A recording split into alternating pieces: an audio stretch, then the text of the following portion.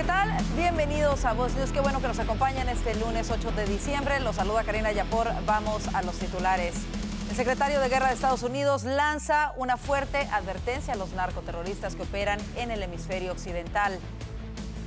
Zoran Mandami promete proteger a inmigrantes ilegales en Nueva York y cuestiona la autoridad de ICE. Además, crecen las críticas hacia la congresista demócrata por Minnesota, Ilhan Omar, tras revelarse sus vínculos con varios involucrados en el escándalo del millonario fraude a un programa de asistencia social. Los detalles de esto y más en Voz News, que comienza ahora.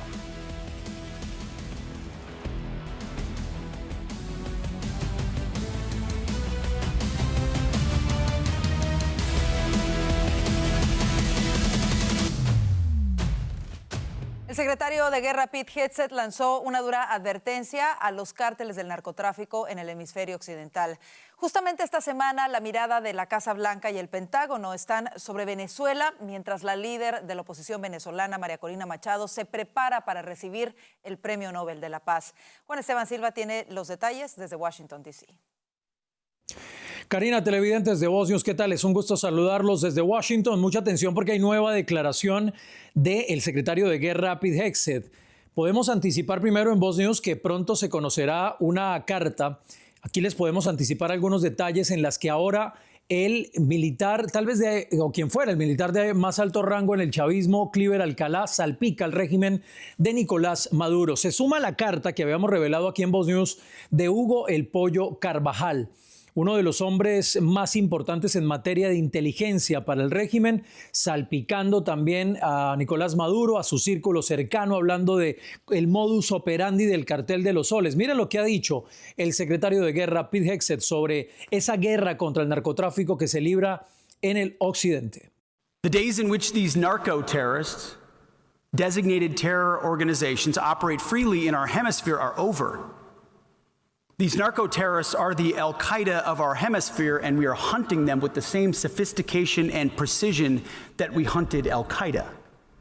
We are tracking them, we are killing them, and we will keep killing them so long as they are poisoning our people with narcotics so lethal that they're tantamount to chemical weapons. Ahora bien, no solo el secretario de Guerra, Karina y televidentes, el presidente de los Estados Unidos ha sido enfático en señalar que lo que se tiene aquí es una guerra frontal contra personas que están matando a los ciudadanos de los Estados Unidos. Cada embarcación, imagínense ustedes, que es destruida, pues ese cargamento de cada embarcación mata por lo menos a 25,000 personas, ha dicho el presidente de los Estados Unidos. La Casa Blanca, televidentes de Voz News, está ya examinando posibles escenarios para el día después en caso de que Maduro sea derrocado, incluyendo planes de la oposición para una transición. De hecho, documentos que destacan otros medios también que ha conocido Voz News, pero destacan medios como el Washington Post, muestran que los funcionarios estadounidenses están preocupados por cómo respondería el ejército venezolano. Pero la presión, sin duda alguna, televidentes de Voz News, continúa contra el narcotráfico. Miren lo que ha dicho el presidente Trump desde el Kennedy Center. Drugs coming into our country by sea, down 94%. Okay, down 94%. And I'm trying to figure out who the other 6% is, because frankly, I think they are they got to be the bravest people. Who are the 6% that are still trying to come in? But down 94%. Hay dos posibles salidas para Nicolás Maduro. Una se ha hablado de Rusia, también de Turquía, y lo que se tiene por parte de la Casa Blanca, lo ha dicho el jefe de gabinete de la Casa Blanca adjunto, Stephen Miller, es que Nicolás Maduro no es un presidente legítimo, sino la cabeza de un régimen narcoterrorista, la cabeza del cartel de los soles. Y se conocen, además, estos acercamientos, esta llamada, por ejemplo, del presidente Trump con Nicolás Maduro en vísperas de la entrega del Premio Nobel de Paz, que será esta semana para María Corina Machado, alguien a quien el presidente Trump dice admirar y dice que se merece, además, este Premio Nobel de Paz, pero que cuando fue nominada, María Corina conversó con él y le habría dicho al presidente Trump que quien se lo merecía era él, el presidente de los Estados Unidos, que sigue muy atento, por supuesto, a lo que ocurre en el hemisferio occidental, especialmente en Venezuela. La información desde Washington para Voz News, Juan Esteban Silva.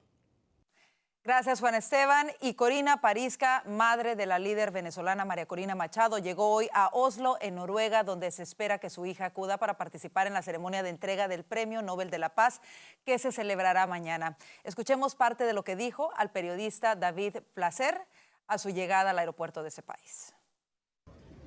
Mira, rodeada por todos ustedes, que son gente querida, admirada y con quien compartimos tantas cosas. Me siento sumamente feliz. Me siento orgullosa por lo que va a pasar mañana. Y quisiera que todo el mundo se sintiera como yo.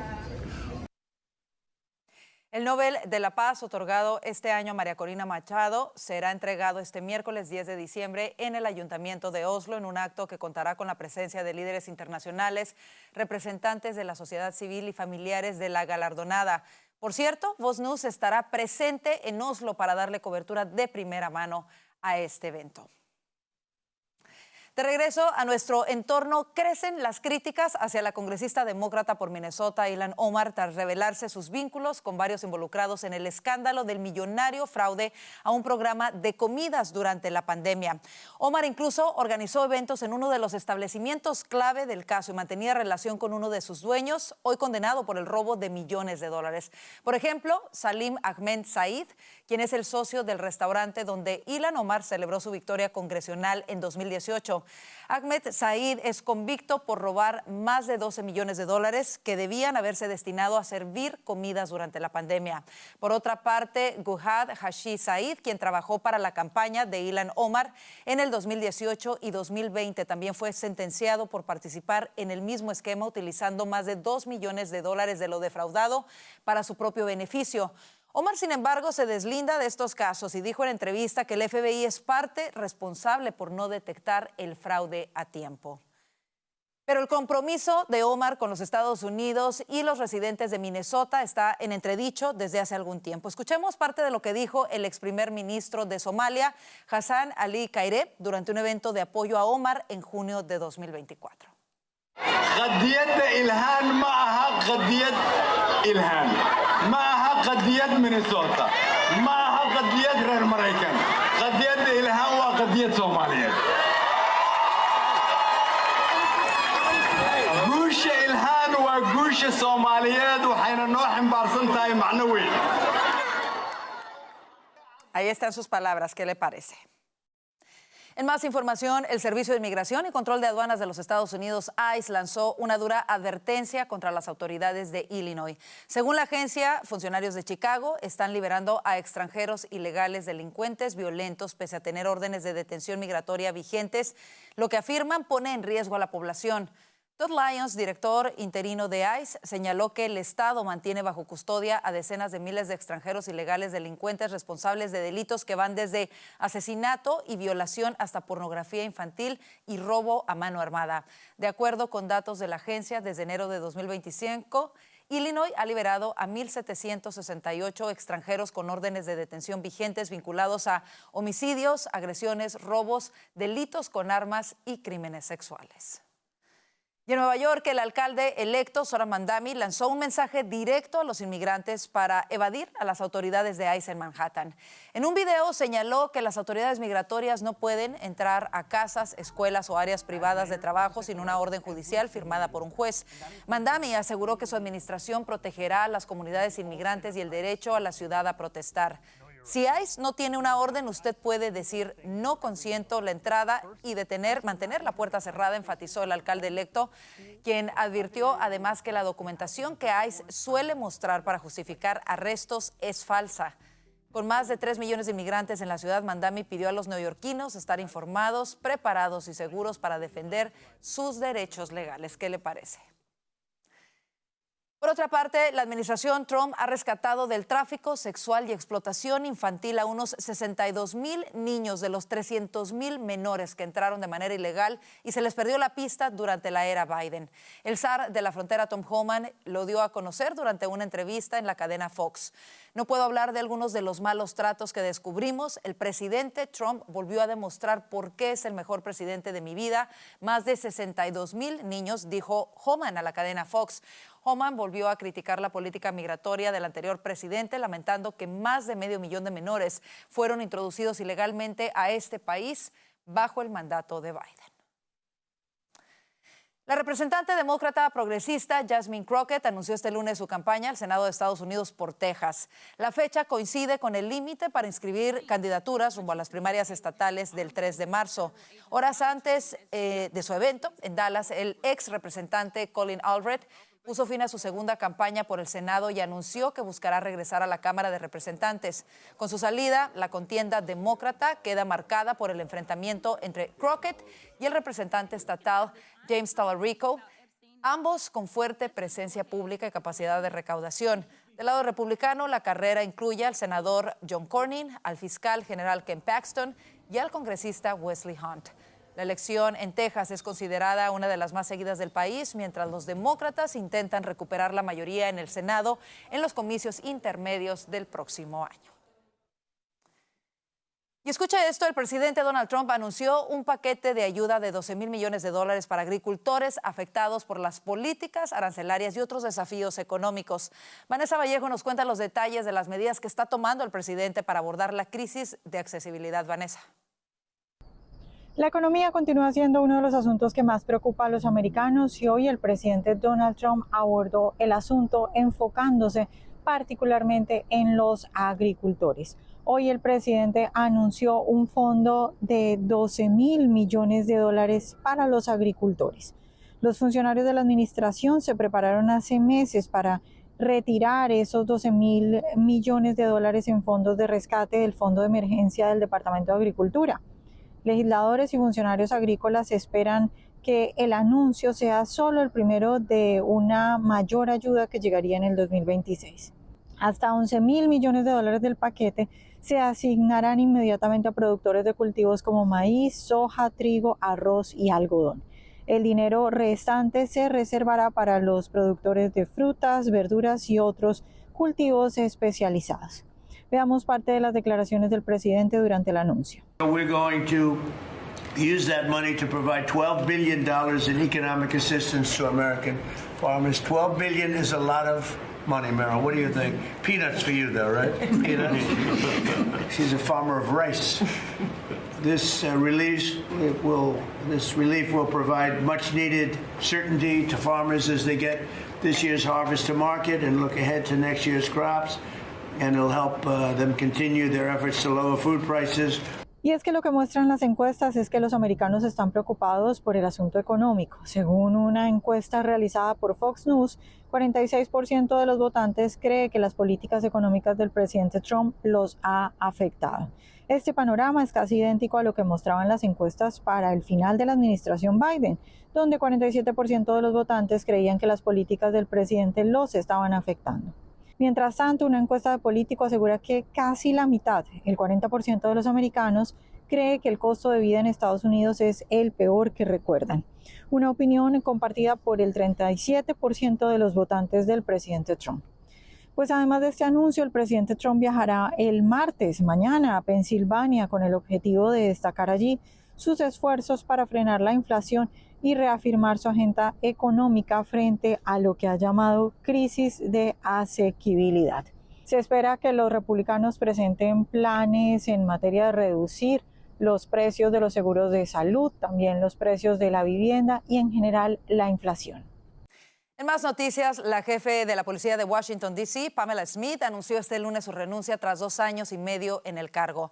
La decisión llega en medio de fuertes presiones de la administración del presidente Trump, que tomó control del departamento de la Policía Metropolitana y desplegó fuerzas federales en la ciudad.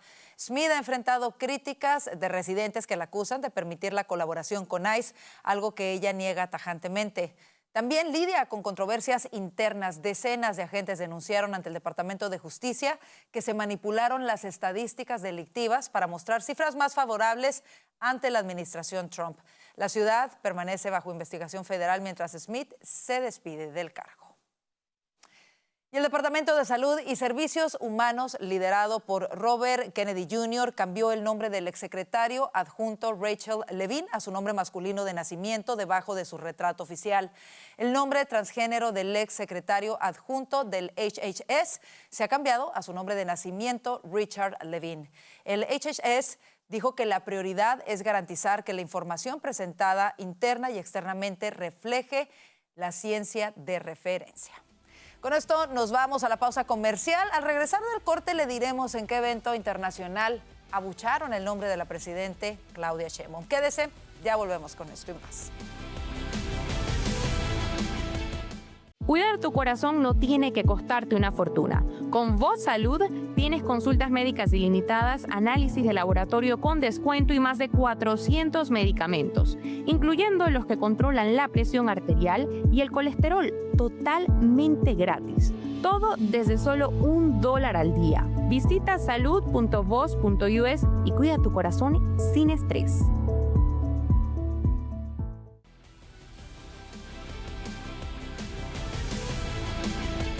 El presidente Donald Trump anunció hoy que emitirá un decreto para quitar a los estados el derecho de regular la creciente industria de la inteligencia artificial, ya que a su juicio es una actividad vital para el dominio mundial de Estados Unidos.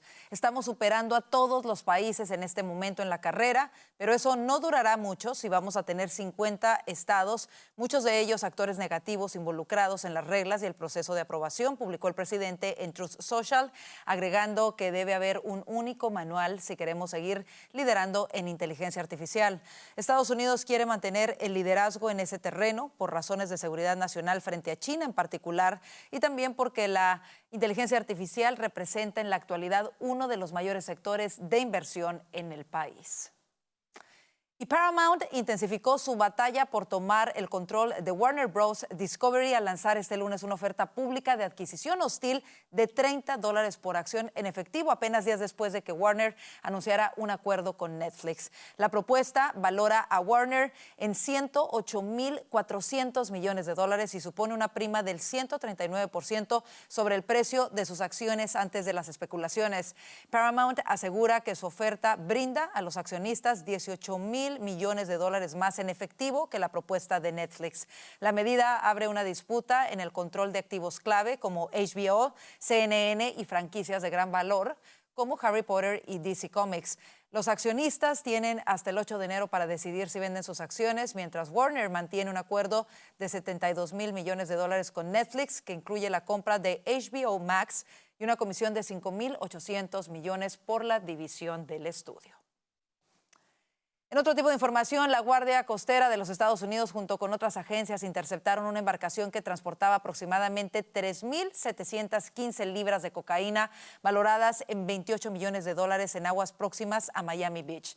Los oficiales actuaron tras identificar un comportamiento sospechoso en una embarcación que navegaba en una zona frecuentada por rutas de tráfico ilícito. Una vez remolcada la lancha al muelle, un perro detectó y les alertó a los agentes sobre la existencia de más de 1,000 paquetes de cocaína herméticamente disimulados en múltiples compartimentos. 3 personas fueron detenidas y trasladadas inmediatamente a custodia federal.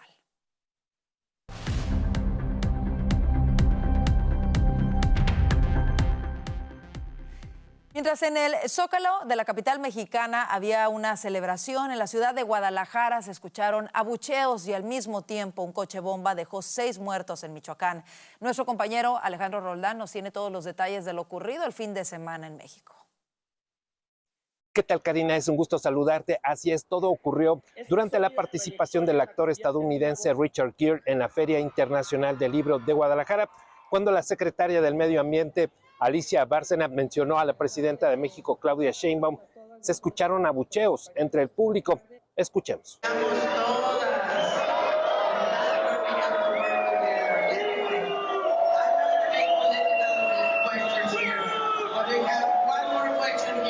Tras esta reacción, el actor, quien también es activista, elogió la forma en que la mandataria mexicana ha respondido al presidente de los Estados Unidos, Donald Trump, a quien, por cierto, criticó duramente el exprotagonista de la película Mujer Bonita.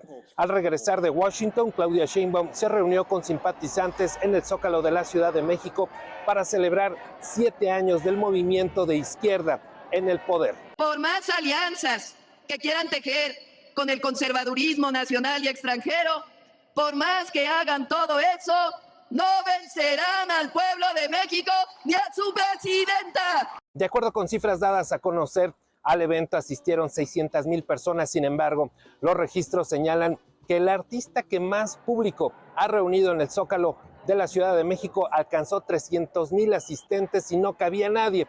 Por ello, especialistas han cuestionado la cifra oficial presentada para esta concentración. Estamos pasando por momentos muy difíciles en todo el país, como para que se atrevan a estar festejando lo infestejable, ¿no? Y mientras se realizaba este festejo, la realidad del país se hizo presente con la explosión de un coche bomba frente a instalaciones de la policía comunitaria en el suroeste de Michoacán, hecho que hasta ahora ha dejado 6 personas sin vida, un hecho inusual en este país. Si bien este es un hecho inédito ahorita en Morelia, no podemos dejar de mencionar también que ha habido emboscadas a la parte del personal militar, que se han detonado minas, también que era una cosa que no se veía en nuestro país, que ha habido ataques también con drones a convoys de militares. Y esta es la información desde la Ciudad de México para Voz News, Alejandro Rolten.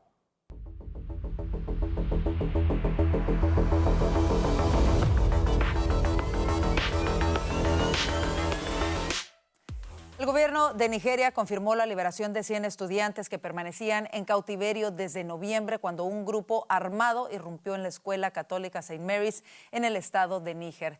La noticia fue divulgada el domingo por la cadena local Channels Television, que informó que los menores ya están bajo custodia gubernamental. Los niños y varios empleados fueron capturados el 21 de noviembre por hombres armados que atacaron el internado en una zona golpeada con frecuencia por bandas criminales islámicas. Unos 50 alumnos escaparon ese mismo día, pero durante semanas no hubo información sobre el paradero de los demás menores, algunos muy pequeños, ni del personal retenido. La Asociación Cristiana de Nigeria había informado que 12 trabajadores de la escuela también estaban en manos de los secuestradores. Y los países de la Unión Europea aprobaron hoy un endurecimiento de sus normas migratorias que permitirán la creación de centros de retorno fuera del bloque. Las medidas buscan endurecer el control de las llegadas y las expulsiones de migrantes. Reunidos el lunes en Bruselas, los ministros de los 27 Estados miembros dieron el primer paso para aprobar las medidas, pero antes de entrar en vigor deberán ser ratificadas por el Parlamento Europeo. Además de la apertura de centros fuera de las fronteras de los países europeos, donde se enviaría a los migrantes cuya solicitud de asilo haya sido rechazada, el paquete contempla sanciones más severas contra quienes se nieguen a abandonar el territorio europeo. Y escucha esto, el líder de Hamas, Khaled Mashal, repitió el sábado su llamamiento a la destrucción de Israel, rechazando las demandas respaldadas por Estados Unidos y la ONU para desarmar al grupo terrorista apoyado por Irán y desmilitarizar la Franja de Gaza. El sentimiento anti-israelí global que ha surgido desde la masacre de Hamás el 7 de octubre de 2023 ha creado oportunidades para expulsar a esta entidad de nuestra patria, es decir, Israel, y excluirla de la escena internacional, dijo Mashal a los asistentes. En su discurso también rechazó todas las formas de tutela, mandato y reocupación de la Franja de Gaza, Cisjordania y toda Palestina, rechazando otra parte clave del plan de paz estadounidense que recibió el respaldo del Consejo de Seguridad de las Naciones Unidas el 17 de noviembre. Y por otra parte, el presidente de Estados Unidos, Donald Trump, dijo este fin de semana que se sentía un poco decepcionado con su homólogo ucraniano, Volodymyr Zelensky, por no involucrarse en el plan para poner fin a la guerra con Rusia. Hace unas semanas, Washington presentó una propuesta sobre el fin del conflicto que actualmente es objeto de negociaciones separadas con funcionarios de Moscú y Kiev. Varios días de negociaciones entre funcionarios estadounidenses y ucranianos, incluyendo a Zelensky, concluyeron el sábado sin un aparente avance, aunque el mandatario ucraniano se comprometió a continuar las conversaciones hacia una paz real. Estas reuniones se produjeron después de que los enviados estadounidenses Steve Witkoff y Jared Kushner, yerno de Trump, se reunieran con el presidente ruso Vladimir Putin en el Kremlin, donde Moscú rechazó partes de la propuesta estadounidense. Así nos vamos a la pausa comercial, es inicio de semana, quédese, ya vienen los panelistas para hablar de lo que hace titulares hoy.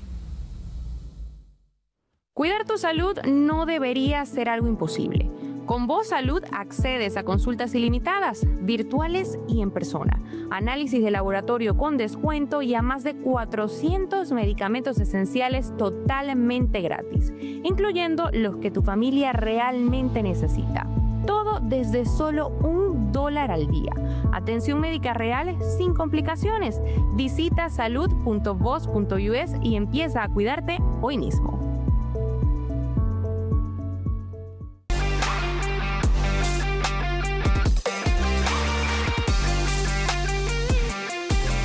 El alcalde electo de Nueva York, Zoran Mandami, lanzó un mensaje directo a los inmigrantes indocumentados tras un intento de operativo de ICE en Manhattan. En un video señaló que las autoridades migratorias no pueden entrar a las casas, escuelas o áreas privadas de trabajo sin una orden judicial firmada por un juez. Para analizarlo a profundidad, le damos la bienvenida a nuestros analistas: Vanessa Vallejo, analista político de Voz; Alfonso Aguilar, abogado y analista político de Voz; y a Abel Maldonado, ex vicegobernador de California y analista político. Bienvenidos, feliz inicio de semana. Mucho que comentar en este lunes y comenzamos con las implicaciones legales que podría tener que un alcalde electo como Zoran Mandami haga este tipo de cuestionamientos públicamente a las autoridades federales y además que califique su documentación como falsa. En este video él les dice a los migrantes que muchas veces las órdenes que presenta ICE supuestamente son falsas. Comienzo contigo, Alfonso, desde el punto de vista legal, ¿qué consecuencias puede tener esto, si es que puede tener consecuencias? Es increíble que este hombre todavía no es alcalde y ya le está diciendo a la gente cómo no colaborar con las autoridades, ¿no? Es increíble. Nos dice cómo va a ser su administración como alcalde. Mira, yo revisé rápidamente lo que él dice y técnicamente lo que él dice no es incorrecto. O sea, para allanar un hogar, por ejemplo, se necesita una orden judicial. Entonces, él tiene razón en eso, pero ¿por qué el alcalde electo, sabiendo que la ciudad de Nueva York tiene un problema enorme de una comunidad ilegal enorme y de que muchos de ellos son criminales que se les han radicado cargos o tienen convicciones? ¿Por qué su primera acción es decirle a la gente cómo evadir las autoridades? O sea, le está enviando un mensaje, le está dando asesoramiento técnico, legal a los criminales de cómo esconderse de las autoridades. Entonces, me parece que no es apropiado que él haga esto, pero sabemos cómo él piensa y yo creo que estas acciones quizás no es ilegal, pero ciertamente está ayudando, le está dando información útil a criminales que quieren esconderse. Y efectivamente, si me quiero esconder, pues me meto en la casa de una familia, me escondo, no salgo y a ver cómo me sacan. Obviamente, ICE, y de hecho lo hace, puede conseguir una orden judicial. Si están buscando un criminal, es fácil conseguir la orden judicial. O sea que... Pero no es un problema que él afirme que estas órdenes que hay, y discúlpame que te interrumpa, son falsas, Alfonso. Bueno, o sea, esa es una alegación. No sé en qué se basa para decir eso. Es una burda mentira. No creo que sea necesariamente un crimen, un delito, el que diga eso, ¿verdad? Obviamente, si un agente de ICE aparece en tu casa, en tu puerta, con una orden judicial, abre la puerta, porque si no vas preso. Claro. Entonces, pero el que lo diga, pues lo que hace es generar más confusión, pero de por sí no creo que sea algo ilegal. Bueno, ¿hasta qué punto este tipo de mensajes debilitan la aplicación de la ley migratoria y envían una señal de impunidad? Y envían una señal de impunidad a quienes se encuentran ilegalmente en el país, específicamente a aquellos que tienen delitos, Abel. Es increíble, Karina, sinceramente, pero no me sorprende la política del Partido Demócrata. En una mano dicen quebra la ley, en la otra mano dicen trae un barco con con fentanil que mate a 25,000 americanos y hay que proteger a los pobrecitos que van en los barcos. Es la política completamente del Partido Demócrata. En este momento, Mamdani no ha tomado el puesto. Es que a cierto punto es elegido, pero no ha tomado el puesto. Pero cuando tome el puesto va a levantar la mano derecha y va a decir que él va a seguir las leyes de este país. Pero obviamente sus acciones dicen lo contrario completamente. Es que no estoy sorprendido, Karina, es la política del Partido Demócrata y Mamdani es un socialista demócrata del Partido Demócrata. Es que decirle al pueblo, está bien quebrar la ley, pero voy a ser tu alcalde. ¿Quién en este mundo dice eso? Es increíble. Está esperando que el pueblo americano tenga una memoria corta y que se olvide de su política de él, pero no nos vamos a olvidar. Y ahora, la pregunta que se viene a la mente de muchos es, ¿podrán estas acciones de Mamdani terminar con la luna de miel entre Mamdani y Trump? Vimos ese encuentro tan amistoso que sostuvieron hace un par de semanas. Vanessa, ¿cómo lo ves?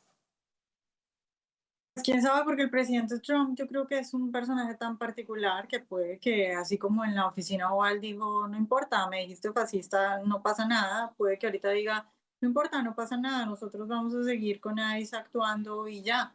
Y hasta cierto punto yo creo que tal vez valdría más la pena una estrategia de un Trump que no, digamos, que no le dé tanta importancia a Mamdani, no en el sentido de que no haga las cosas las tiene que hacer y las va a hacer porque es el presidente Trump. Pero no yo no le diría al presidente Trump que saque tweets como lo hizo antes de la campaña, antes de las elecciones, donde sacaba tweets acerca de Mamdani casi cada día. Eso yo no creo que esté bien. Entonces, pues como es el presidente Trump, puede hacer cualquier cosa. Ahora, sobre el video de Mamdani, yo creo que me parece que todos estos videos que estamos viendo de los demócratas son muy bien pensados. Es decir, ellos lo hacen de una manera que lo que hace es que aumenta ese clima de tensión. Y hace que ciudadanos americanos sientan casi que esa llamado a ayudar a esos pobres migrantes que están siendo, digamos, que castigados o perseguidos, pero lo hacen en un tono o más bien utilizando, digamos, las palabras exactas para que si bien ese llamado y ese aumentar la tensión no es ilegal. Fíjense que él de hecho termina ese video diciendo que es ilegal interrumpir con un proceso de ICE, que no corran ni tampoco ataque a los personajes de ICE.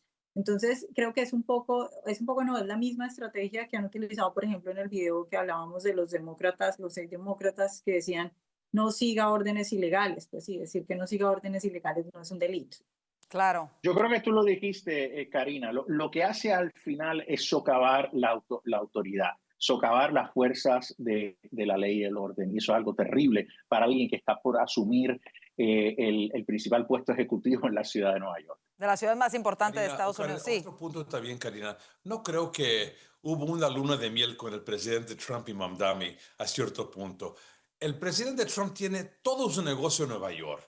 Y él reconoce que el alcalde va a ser Mamdani por 4 años y tiene que tener una relación, no política, pero por su negocio que está allí en Nueva York, es que lo hizo. Pero Mamdani nunca va a llegar a la política del presidente Trump hacia nuestra nación número 1. Mamdani es un socialista. Él quiere regalar de todo a todos. Él quiere que nadie trabaje, que vivan del gobierno y aquí estoy yo para darles más. Quiere hacer hasta las fruterías del gobierno para que el pueblo vaya a comprar comida del gobierno. Es increíble, Karina. Así es. Y con el término no me refería en realidad a que tuvieran una relación de amistad, sino a ese trato de alguna manera amistoso que vimos entre ambos, ¿no? Y la pregunta era esto, porque sabemos que una de las prioridades para la administración es hacer cumplir las leyes de inmigración. Entonces, esa era la pregunta en ese sentido, pero no. Buena la aclaración. Vámonos al siguiente tema, porque crecen las críticas hacia la congresista demócrata por Minnesota, Ilhan Omar, tras revelarse sus vínculos con el escándalo del fraude millonario a programas estatales relacionado a restaurantes locales. Pero esto parece ser solamente la punta del iceberg. 2 personas que ya fueron declaradas culpables, convictas. Uno de ellos es Salim Ahmed Said. Era el socio de un restaurante en donde Ilhan Omar celebró su victoria congresional en 2018 y además tenía una relación cercana con él. Ahí están algunas de las cosas que hizo este hombre.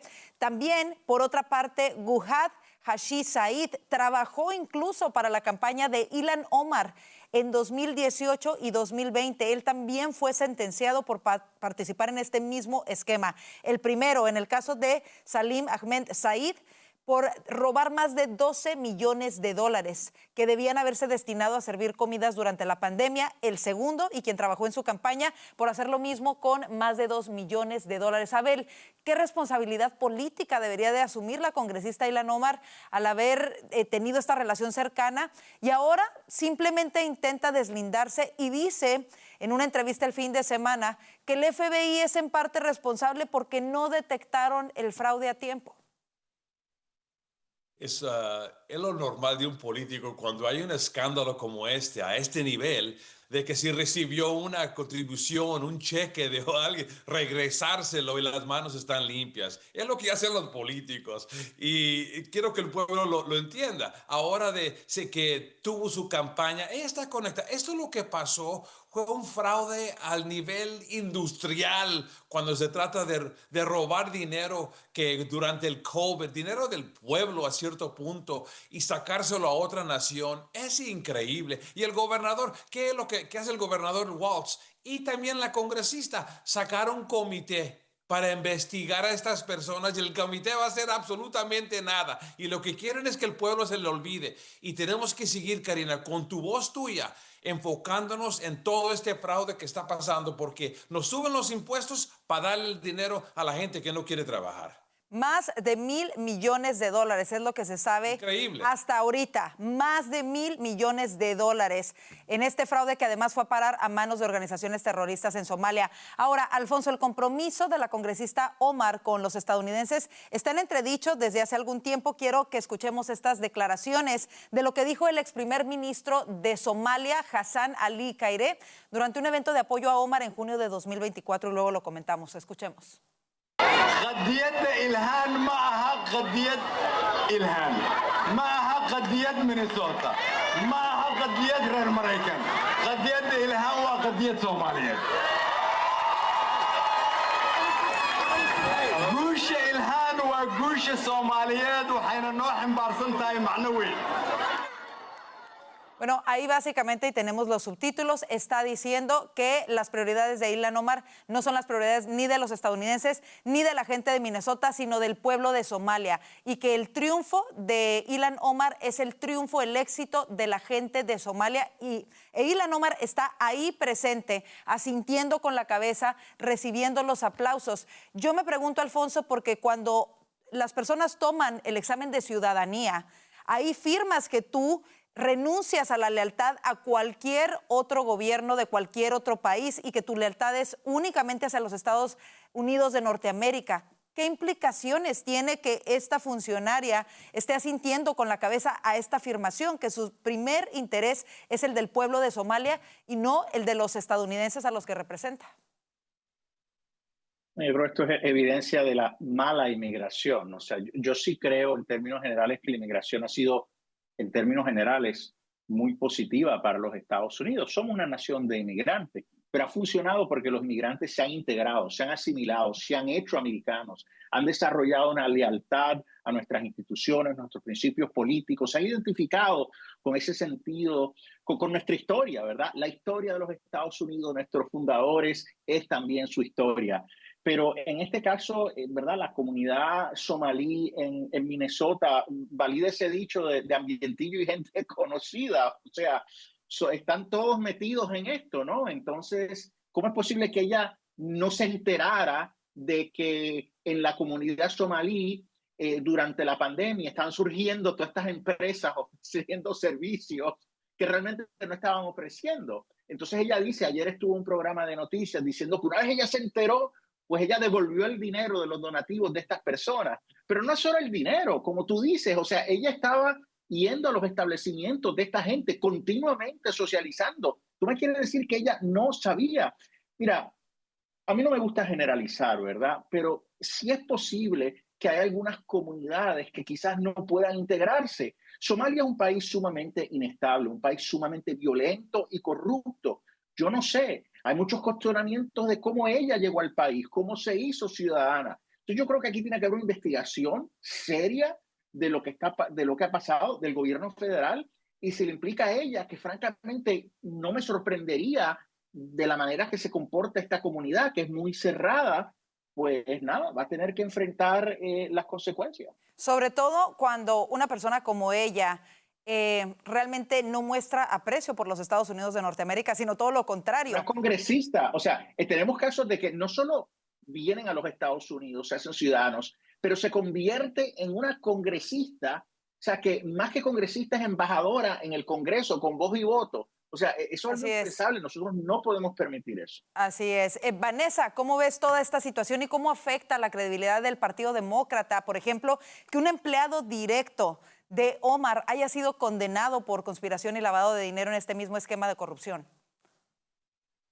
Pues yo creo que es que el Partido Demócrata en general le tiene tanto miedo a las voces extremas y a esa base extrema que otra vez en otro de estos episodios, este podría ser el robo más grande de la historia de la pandemia, y están callados, no dicen nada, simplemente voltean la cara porque le tienen miedo a esa base extrema y no son capaces de purgar el partido de esta gente.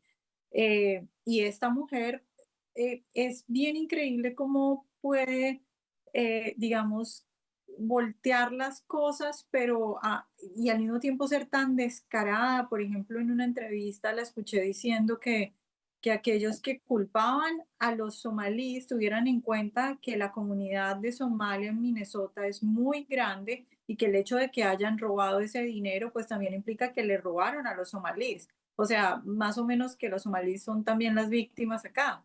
Es decir, es una mujer muy extraña y ahí es donde nos tiene que preocupar ese voto, porque porque consigue votos, porque no hay una denuncia fuerte. Claro. Es decir, no sé si sea solo la comunidad somalí, sino en general los votantes demócratas, ¿qué les pasa en Minnesota? Así es, ella misma lo dijo en entrevista, que eso también les afectaba a los...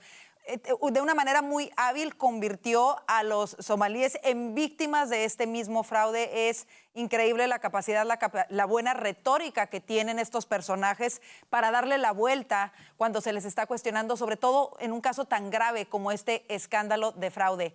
Con eso nos vamos a la pausa comercial. Quédese con nosotros, ya volvemos con más aquí en el panel de voces. Si estás pasando por ansiedad o depresión, no tienes que enfrentarlo sola. Con Voz Salud tienes acceso ilimitado a terapia y consultas médicas virtuales o en persona y a más de 400 medicamentos, incluyendo los que tratan la salud mental, totalmente gratis. El apoyo comienza desde solo $1 al día. Visita salud.voz.us y empieza a sentirte mejor mucho más pronto.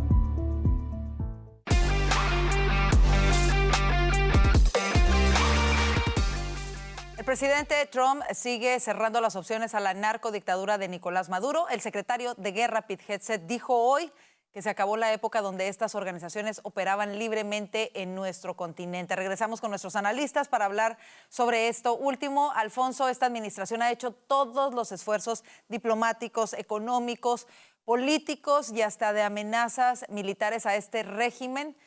¿Qué es lo que queda? ¿Solamente la opción de operaciones militares terrestres o qué es lo que falta? Mira, yo creo que eso es lo que queda. O sea, aquí no hay más nada, ¿verdad? Da la impresión de que se ha hablado que un intento para que saliera Maduro y sus compadres, que se fueran a Moscú o yo no sé dónde, pero parece que no han aceptado. Entonces, pues la realidad es que lo que queda son ataques, ¿verdad? Quirúrgicos.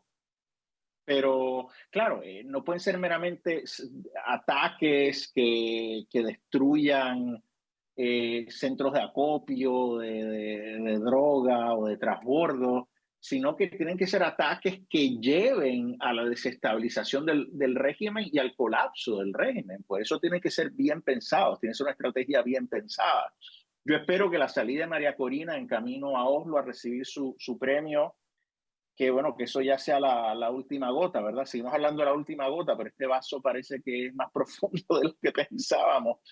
Pero yo creo que nada, quizás María Corina después de Oslo tendría que venirse aquí a Washington para ya ponerle presión directamente al presidente para que tome acción. O sea, ¿qué queda más? Aquí no queda más nada. O sea, es hora de actuar, ¿no? Y justo, Vanessa, María Corina Machado ha abandonado ya Venezuela, está en camino precisamente a Oslo, en Noruega, para recibir este premio. Se ha encontrado por primera vez con sus hijos después de muchísimo tiempo. Si lo pensamos de verdad, qué difícil para una mujer como ella, qué ejemplo de resiliencia el estar viviendo todo lo que ella ha vivido y llegar a este momento. ¿Qué se sabe de cómo fue la salida de María Corina de Venezuela y cómo analizas este momento? Pues lo que yo he escuchado es que fue una salida muy difícil, que le costó trabajo. Obviamente me imagino que tendrá que pasar en este momento. Hay un montón de lo que llamamos comúnmente nosotros retenes en las calles de Venezuela. Me imagino que tuvo que pasar por ahí, no se escondía en un carro con pelucas como hacía antes cuando viajaba por todo el país. Y la verdad es que yo creo que ella ha hecho una labor muy importante al quedarse en Venezuela, porque por un lado, eso lo que hacía era como que darle la legitimidad de que desde afuera el gobierno americano dijera, hay alguien en Venezuela que está encargado de todo, que tiene un plan y que sigue ahí esperando el momento, está lista, y que mostró con todo ese tiempo que se quedó en Venezuela que estaba dispuesta incluso a dejar la vida. Por otro lado, algo que a mí me conmueve mucho, y es que el hecho de que ella se quedara ahí, ella se quedaba ahí para animar a la gente, para decirle a los venezolanos, como ustedes se han quedado, yo también me voy a quedar. Yo también pongo en riesgo mi vida, así como ustedes ponen en riesgo su vida en las marchas. Pero yo creo que ya es el momento, con todo ese despliegue que estamos viendo de Estados Unidos, ya ella no puede hacer más desde adentro. Y lo mejor que puede hacer es cuidar su propia vida, porque donde perdamos a María Corina, ahí sí que hacemos. Entonces, creo que de hecho, pensando en lo que es funcional y efectivo para la causa de Venezuela, es una buena noticia, es una gran noticia que ella haya salido de Venezuela. Y de verdad es conmovedor ver las imágenes de la mamá de María Corina. Sabes, ya una señora, por supuesto, de edad, que tuvo que dejar Venezuela, que tuvo que irse a vivir a un país ajeno, México. La veíamos ahí llegando en silla de ruedas al aeropuerto, emocionada, esperando el momento en el que vuelva a abrazar a su hija. De verdad que es algo terrible, viviendo todo este tiempo, sabiendo que la vida de su hija está en peligro en Venezuela, que todos ellos salieron y ella se quedaba ahí. Yo creo que se merece definitivamente este momento, y ojalá que, como lo dice Alfonso, esta sea la gota que derrame el vaso para que verdaderamente algo suceda. Y no solamente María Corina pueda volver a abrazar a sus seres queridos, sino tantos millones de venezolanos que están esperando la caída de esa narcodictadura para poder vivir ese momento y regresar a abrazar a sus seres queridos. Abel, ¿cómo lo ves? Es increíble, Karina, y yo creo que Vanessa acaba de explicar completamente el comunismo. En nuestro país, aquí en los Estados Unidos, hay un cerco, un muro para que la gente no entre a este país, gente criminal, gente que viene a hacer algo malo aquí. En Venezuela no dejan a la gente salir. O sea, hay el gobierno, hay cerco para que no pueda salir de ese país. Es increíble ver lo que está pasando allí.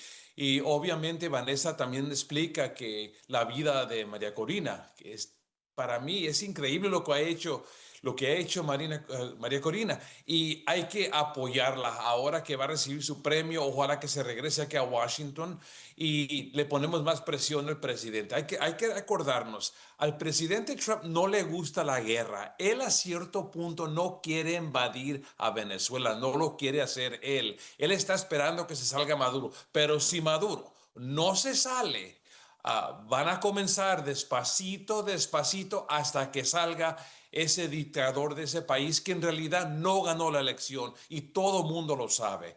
Es que ojalá que más pronto posible, para que nos salgamos adelante, y mucho venezolano que quiera regresar a su país natal, que en realidad es un país bello, un país bellísimo, destruido por un dictador.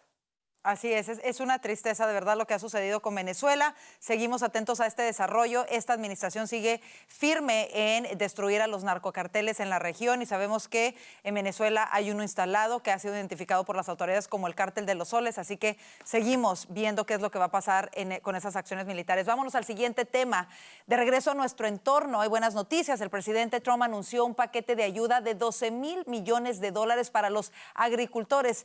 Este paquete ofrece una asistencia financiera muy necesaria a una base clave que ha sido golpeada por la política arancelaria y también por otros factores. Abel, este tema lo comienzo contigo como empresario de la agricultura en California. ¿Cómo va a ayudar este paquete a los agricultores y cómo nos vamos a beneficiar de ello todos los estadounidenses? Bueno, Karina, aquí nuestro país es un país enorme y tiene varios agricultores de diferentes tipos de cosechas. Este tipo de cosecha es agricultores que están en el interior de nuestro país, el soybean, el sorgo, el maíz, que no lo tenemos aquí en California, no lo tenemos en Texas, es diferente tipo de agricultura. Pero obviamente los agricultores están golpeados y necesitan esta ayuda del presidente, y el presidente reconoce que durante las elecciones los agricultores estaban 100% con el presidente Trump y él va a ayudar a las organizaciones que lo ayudaron a él. Es que es un tema muy importante para los agricultores y la secretaria de Agricultura obviamente lo ha empujado al presidente para que salga esta ayuda. Pero es algo que los aranceles han golpeado a este tipo de cosecha y ojalá que esto sea lo último para seguir adelante, Karina. Claro, y gracias por la clarificación ahí, Abel. Vanessa, desde el punto de vista económico, ¿cuáles son los retos que enfrenta en este momento la administración Trump? Pues muchos, la verdad. Estamos viendo por un lado, él intenta con esto paliar, digamos, las consecuencias de los aranceles. Estos son agricultores que obviamente cuando, por ejemplo, China dijo, vamos, si nos ponen aranceles, nosotros también vamos a poner aranceles, pues entonces muchos de aquellos que exportaban vieron cómo se reducían sus ventas al extranjero, y esto es un peligro porque no solo es algo momentáneo, es decir, a veces la gente cree que la economía es como cuando uno prende y apaga un bombillo, que en un segundo uno hunde un botón y se prendió la luz. Una vez se apaga ciertas ventas o cierta industria, volverla a prender es muy difícil. Por ejemplo, esos países como China, que para castigar a Estados Unidos de vuelta, dejaron de comprar productos americanos y empezaron a comprar productos, por ejemplo, de Brasil. Es decir, es una relación que ya se estableció. ¿Cómo vuelves a decirles, bueno, puede llegar Trump y decirles, obligarlos a comprar de nuevo los productos americanos, pero en general es difícil restablecer esas relaciones? Entonces, lo que está haciendo el presidente Trump es intentar paliar esas consecuencias,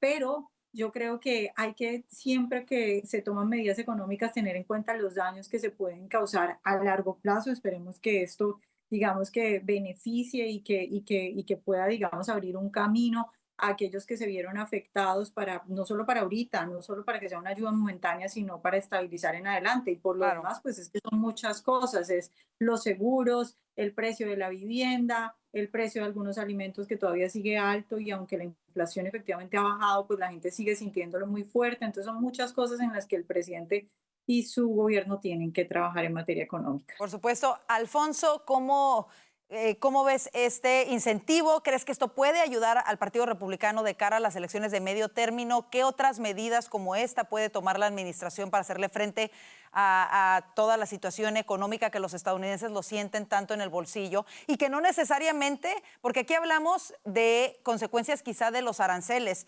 pero la situación económica en realidad viene mal desde la administración Biden, y lo que está tratando de hacer la administración es de arreglarla, si funciona, si no, o qué tan rápido veamos los efectos de ello? Pero el problema es que la propia administración reconoce que esta ayuda a los agricultores del grano, como decía Abel, se debe a que los aranceles que ha impuesto el presidente Trump los han impactado negativamente, ya sea porque el equipo que usan en la agricultura pues ha aumentado de precio, o porque se le ha cerrado mercados. Entonces, políticamente esto abre la puerta para que los demócratas, que de hecho ya lo están haciendo, ataquen al presidente diciendo, bueno, le estás dando toda esta ayuda para atender una crisis que tú mismo creaste, ¿no? Ese es el problema. O sea, la propia secretaria de Agricultura habla de que esto es un programa puente, ¿no? O sea, para ayudarlos en esa transición de la política económica previa a esta nueva política de aranceles. Entonces, yo espero que esto económicamente ciertamente va a ayudar a estos agricultores en particular, pero para que esto no haga daño político, yo creo que es importante que la administración explique claramente que esto es meramente una transición, que obviamente cuando se cambian las políticas o cuando se imponen los aranceles en este sector, pues a corto plazo sí hay un impacto que negativo, pero que es algo temporero, porque ciertamente los demócratas van a aprovechar esto. O sea, claro. Ellos ya lo están diciendo. O sea, le estás dando ayuda para un problema que no existía antes, pero que tú has creado por los aranceles que has impuesto, ¿no? Entonces es muy importante que la administración explique que sí, esto es una consecuencia de las políticas, pero es algo temporero, que a largo plazo estos agricultores van a estar en mucha mejor posición para crecer sus negocios y generar ingresos.